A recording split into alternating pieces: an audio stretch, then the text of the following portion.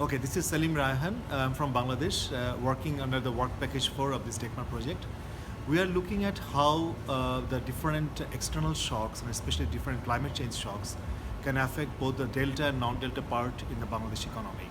So for this, we are developing input-output model, social accounting matrix, and the CG model, through which we'll be able to actually capture the interlinkages about the sectors and also employment at both at the gender level, especially for the male and female, as well as overall economy, especially GDP and overall welfare. So the initial findings, what we are seeing, that there are strong interlinkages between delta and non-delta, especially with respect to output, production, and as well as employment. For example, we can see that the employment in the delta, a significant part is actually originating from the demand from the non-delta and the vice versa.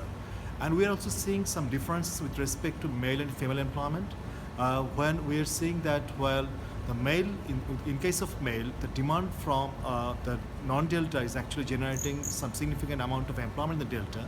For the female, that's not really that much difference we can see between delta and non-delta.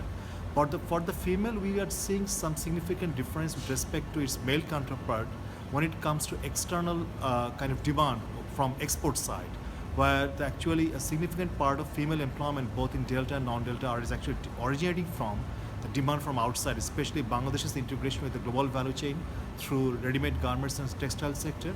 So these are the initial findings we are coming up with, but we're expecting that we'll come up with some more interesting results in the future. Thank you.